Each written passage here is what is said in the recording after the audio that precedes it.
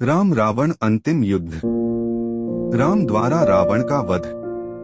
अपने एकमात्र बचे हुए पराक्रमी पुत्र इंद्रजीत का मृत शरीर देखकर रावण को गहरा धक्का लगता है और वह चिल्ला उठता है, प्रतिशोध। रावण अपने पुत्र इंद्रजीत से अत्यधिक प्रेम करता था, जिस वजह से वह उसकी मृत्यु को सहन नहीं कर पा रहा था। अपने प्रिय पुत्र इंद्रजीत के शव को देखकर रावण का क्रोध किसी ज्वाला की तरह भड़क उठता है और वह राम लक्ष्मण से प्रतिशोध लेने की बात कहता है। रावण के नाना माल्यवान जी उसे यह आभास करवाते हैं कि उनके सीता मोह के कारण लंका के सभी योद्धा मृत्यु को प्राप्त हो चुके हैं। माल्यवान की यह बात सुनकर रावण को सीता पर भी क्रोध आता है और अपनी तलवार लेकर वह सीता को ही मारने की इच्छा जाहिर करता है और कहता है कि सीता की वजह से ही हमारे कुल का नाश हो गया है, इसलिए अपने कुल के नाश की जड़ को मैं आज समाप्त कर दूंगा। लेकिन उस समय रावण के ससुर मय दानव भी वहीं पर उपस्थित थे। वह रावण को यह कहकर रोक लेते हैं कि युद्ध के अंतिम समय में आप एक निहत्थे स्त्री का वध करके अपने कुल के कलंक का भागी न बनिए। अगर आप सीता को मार देंगे तो पूरा संसार यही कहेगा कि रावण अपने शत्रु का मुकाबला नहीं कर पाया, तो एक स्त्री का वध करके अपने प्रतिशोध को पूरा कर रहा है। यह बात सुनकर रावण को अपने किए का आभास होता है और वह रुक जाता है। तब धीरज रखकर रावण अपने पुत्र मेघनाद का अंतिम संस्कार करता है। तब तक श्री राम की सेना कोई आक्रमण नहीं करती है। इंद्रजीत की मृत्यु के बाद लंका की सेना में केवल रावण ही रह गया था जो युद्ध कर सकता था। अगले दिन वह पूरी तैयारी करके रणभूमि में जाता है और गरजता हुआ राम लक्ष्मण को ललकारता है। प्रतिशोध की ज्वाला में जलता हुआ रावण लक्ष्मण को ललकारते हुए कहता है, कहाँ है लक्ष्मण, जिसने मेरे पुत्र का वध किया? आज उस लक्ष्मण के प्राण लेकर मैं अपने प्रतिशोध की ज्वाला ठंडी करूंगा।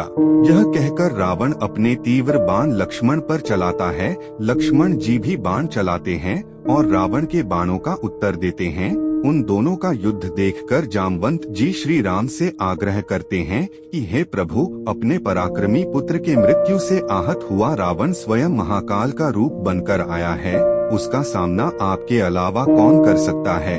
इसलिए कृपया आप स्वयं जाकर युद्ध में उसका सामना कीजिए।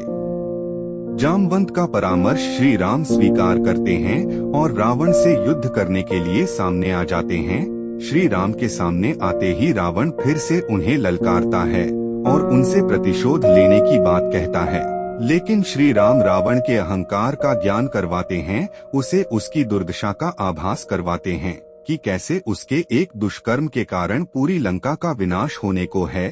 श्री राम के बातों का रावण पर कोई असर नहीं हुआ और वह धनुष उठाकर श्री राम पर बाण चला देता है। श्री राम और रावण के बीच में युद्ध आरंभ हो जाता है। वहीं पर विभीषण, जामवंत, हनुमान, सुग्रीव, लक्ष्मण सभी श्री राम के आसपास खड़े हुए थे। विभीषण को देखकर रावण को उस पर क्रोध आता है, क्योंकि उसी कुलद्रोही के कारण उसके सभी मित्रों की मृत्यु हो गई है। यही सोचकर रावण विभीषण को मारने के लिए घातक शक्ति उस पर चला देता है और बोलता है कि इस शक्ति से तुझे भगवान भी नहीं बचा सकते। विभीषण के प्राण संकट में देखकर श्री राम आगे आकर रावण द्वारा चलाई हुई शक्ति अपने सीने पर ले लेते हैं। उस शक्ति के कारण श्री राम के वक्ष स्थल पर घाव हो जाता है और वे जख्मी हो जाते हैं।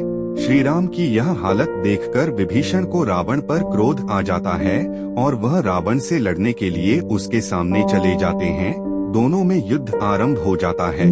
उसी समय जामवंत भी विभीषण की सहायता के लिए आगे आते हैं और अपने दोनों हाथों से रावण के बगल में प्रहार करते, जिसे रावण अचेत हो जाता है। रावण को मूर्छित देखकर उसका सारथी उसके रथ को पीछे ले जाता है, लेकिन कुछ ही समय बाद होश में आते ही रावण दुगनी तेजी से रणभूमि में आ जाता है और गर्जने लगता है। श्री राम उसकी ललकार सुनकर आते हैं और दोनों में फिर से युद्ध शुरू हो जाता है।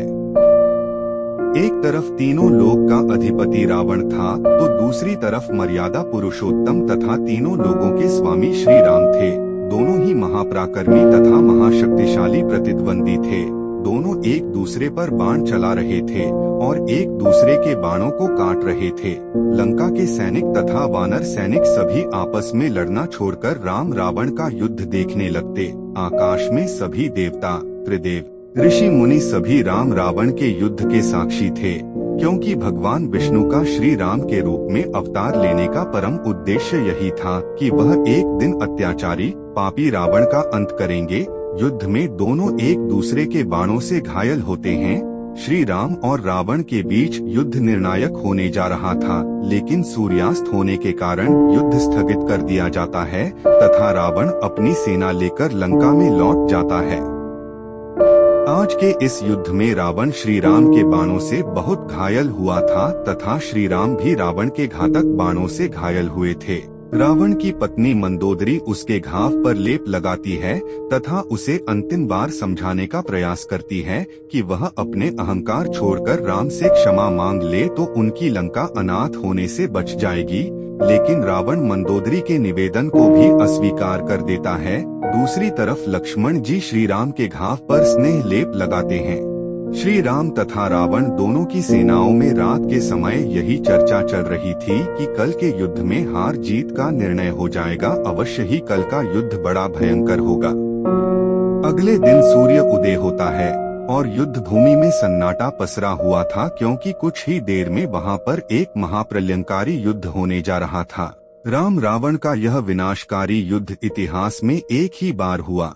श्री राम और रावण के बीच होने वाला यह युद्ध देखने के लिए स्वयं देवता भी प्रकट हुए थे। दूसरी तरफ लंकापति रावण भी अपने सभी अस्त्र शस्त्र तैयार करके अपने निर्णायक युद्ध के लिए अपनी सेना लेकर आया। दूसरी ओर श्री राम की सेना भी पूरी तत्परता से आज के निर्णायक युद्ध के लिए तैयार थी। एक तरफ रावण अपने विशाल रथ पर सुसज्जित होकर युद्ध भूमि में आता है, वहीं दूसरी ओर श्री राम नंगे पैर भूमि पर खड़े थे। यह देखकर देवताओं के राजा इंद्र ने ब्रह्मदेव से यह विनती करते हैं कि श्री राम और रावण के युद्ध में समानता नहीं है। देवराज इंद्र ने ब्रह्मदेव से कहा कि हे ब्रह्मदेव, एक और लंकापति रावण अपने अजय रथ पर सुसज्जित होकर युद्ध भूमि में आया है, वही प्रभु श्री राम युद्ध भूमि में नंगे पैर खड़े हैं। यह युद्ध समानता का नहीं है, इसलिए कृपया करके इसका कोई समाधान बताइए। तब ब्रह्मदेव ने देवराज इंद्र से कहा, हे देवराज, आपका कथन उचित है, इसीलिए आप श्री राम की सहायता के लिए अपना दिव्य रथ उनकी सेवा में भेज दीजिए। श्री राम के इस युद्ध में उनकी सहायता करने से आप देवताओं के सारे मनोरथ सिद्ध होंगे। ब्रह्मदेव की आज्ञा पाकर देवराज इंद्र अपना दिव्य रथ और सारथी मातले को श्री राम की सेवा में भेजते हैं। युद्ध आरंभ होने से कुछ समय पहले आकाश मार्ग से एक दिव्य रथ श्री राम के समीप उतरता है। सभी उस रथ को देखकर असमंजस में पड़ जाते हैं कि यह किसका रथ है। तब उस रथ के सारथी मातले बताता है कि उसे देवराज इंद्र ने भेजा है ताकि रावण के साथ युद्ध करने में उनकी सहायता की जा सके। तब श्री राम कहते हैं कि हमने तो देवराज इंद्र से कोई सहायता नहीं मांगी, फिर उन्होंने अपना यह रथ क्यों भेजा है। श्री राम की इस बात से लक्ष्मण भी सहमत होते हैं और कहते हैं कि इसमें राक्षस सेना का कोई षड्यंत्र भी हो सकता है।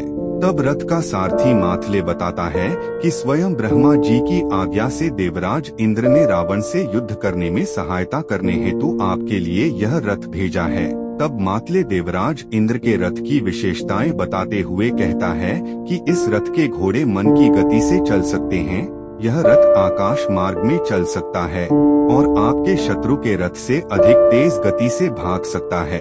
इसलिए कृपा करके आप इस रथ पर विराजमान हो जाइए, क्योंकि लंकापति रावण मायावी युद्ध में निपुण है।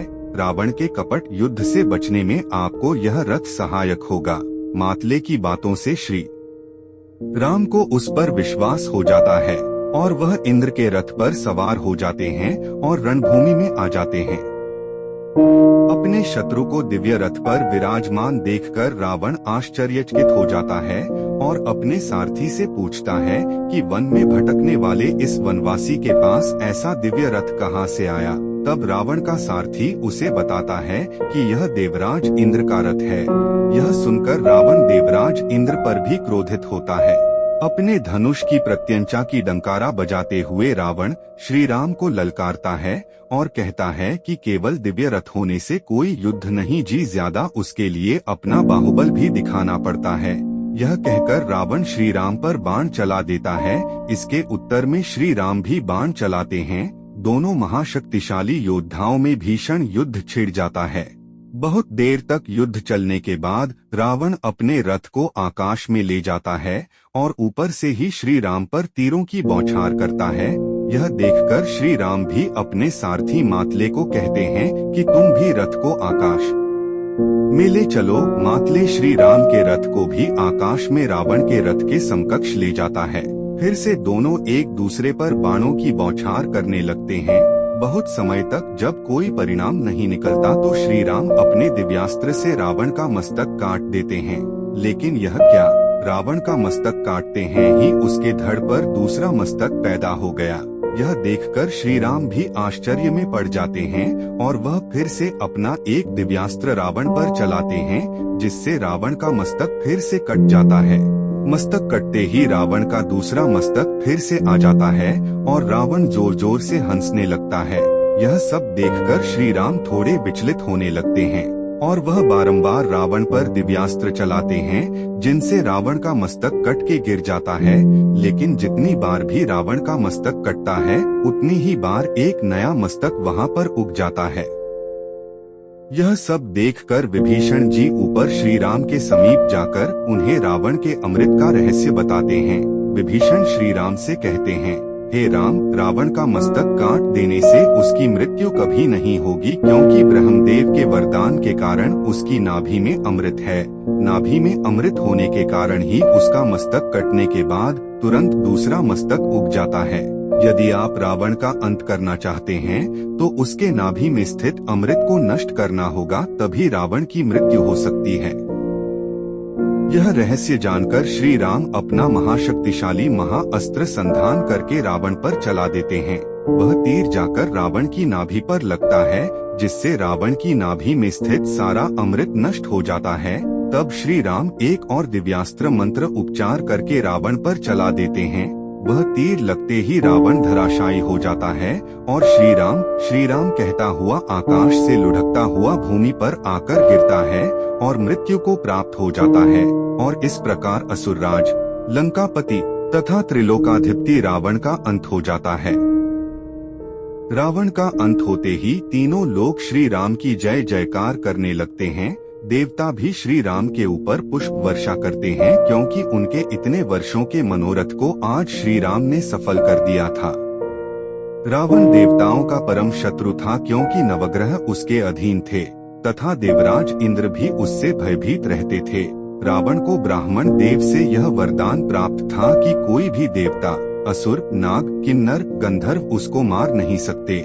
लेकिन अपने अहंकार के कारण रावण यह भूल गया था कि उसके वरदान में उसे मानव से सचेत नहीं किया गया था। इसके पीछे कारण यह था कि रावण मनुष्य को तुच्छ समझता था और वह सोचता था कि एक मनुष्य मुझे चाहकर भी मार नहीं सकता, इसलिए उसने अपने वरदान में मानव से बचाव के लिए नहीं कहा था।